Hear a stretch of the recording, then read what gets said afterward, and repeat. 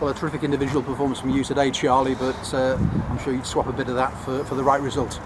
Yeah, definitely. I think first and foremost we're all disappointed with how the game's finished. I think obviously the first half we were 1-0 up going into half time, and then obviously to concede at the end is sickening for all of us, and obviously the fans who've made the trip down here. Obviously now with added time it's gone to the 100th minute, and we've got to perform as well as we did in the first half for the full 100 minutes it is now. First goal obviously yours, your second of the season, but made by a great time of a run by you, but a terrific pass by Sam Taylor. Yeah, well it's really the first time I've played with Sam this year. Obviously we work quite well together, which we have when I've come on in previous games. And yeah, as you say, it was a great pass from him, and after time he run well.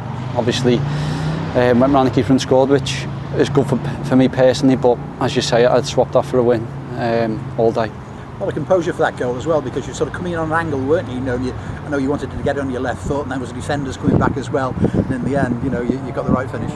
Yeah, I mean, in them moments, it's instinct, and I've seen him. He's a big lad.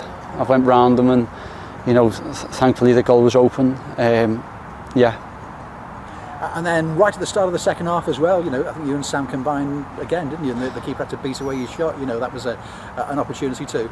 Yeah, definitely. On other days I'd score them, and I'd back myself to score them. Obviously, I've hit it straight at the keeper and made it quite easy for him, which I'm disappointed in. And obviously Hawk was on my left screaming for it. So, on another day I'd have passed that and he'd have scored. But again, them little positives, and hopefully when the luck falls our way, they'll go in, and it'll be 2-0, and it's a completely different game.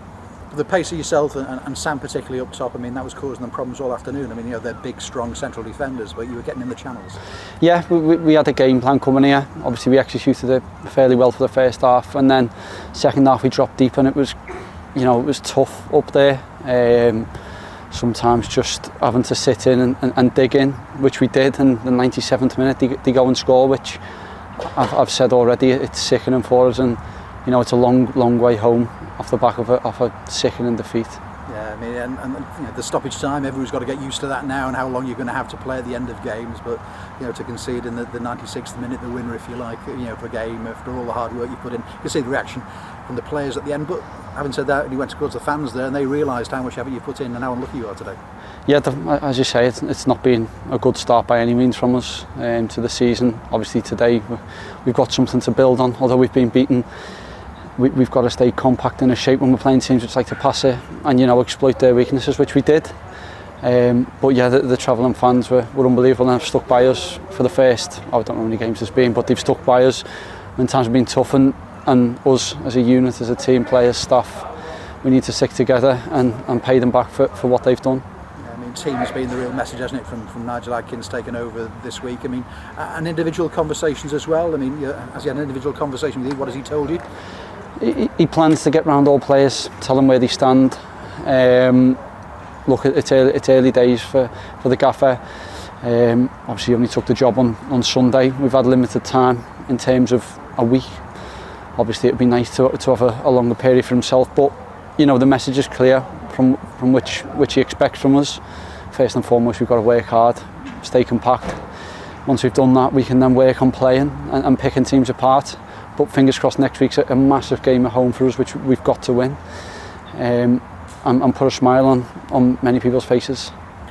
Last season, awful injury for yourself and a really tough time, but 12 months on now, you're back, you've got a couple of goals already.